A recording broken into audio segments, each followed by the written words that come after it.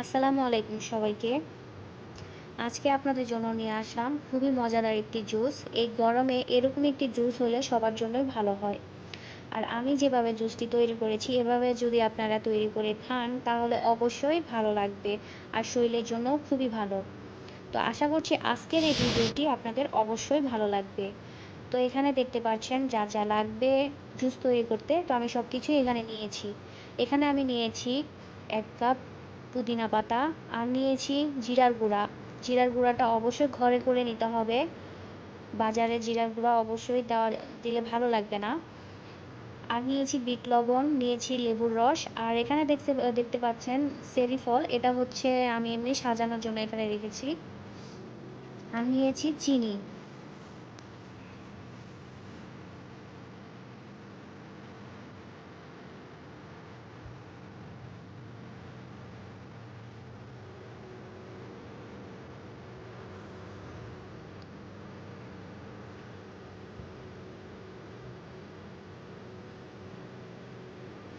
তো এখানে আমি এখন ১ কাপ পুদিনা পাতা দিয়ে দিলাম ব্লেন্ডারে, আর দিব হচ্ছে আধা কাপ ঠান্ডা ঠান্ডা পানি।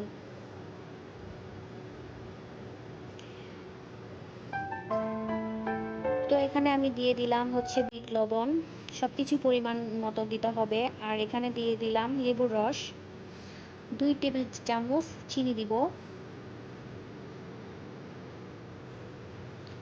আর দিয়ে দিচ্ছি জিরার গুঁড়া।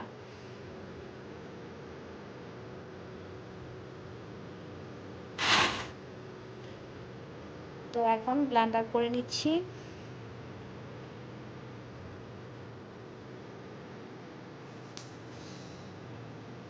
তো এখন দেওয়া হচ্ছে ৪-৫ পিস বরফ গ্লাসে দেওয়া হচ্ছে।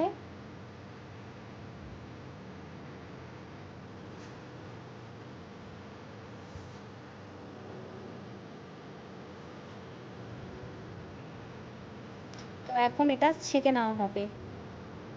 অবশ্যই ভালোভাবে ছেঁকে নিতে হবে, না হলে এটা খেতে একদমই মজা হবে না, ভালো লাগবে না। অবশ্যই ছেঁকে নিলে এটা ফ্রেশ ফ্রেশ লাগবে খেতে।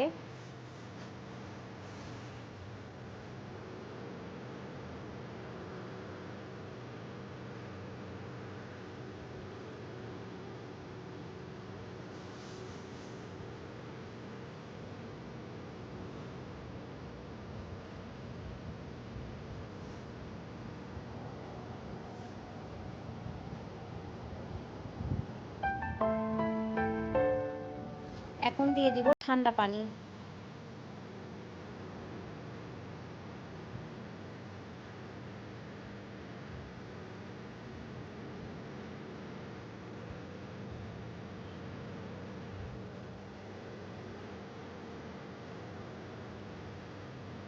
তৈরি হয়ে গেল, আমার জুস তৈরি হয়ে গেল। তো অবশ্যই এই জুসটা খেতে অবশ্যই ভালো লাগবে আপনারা যদি ঘরে তৈরি করে এভাবে খান।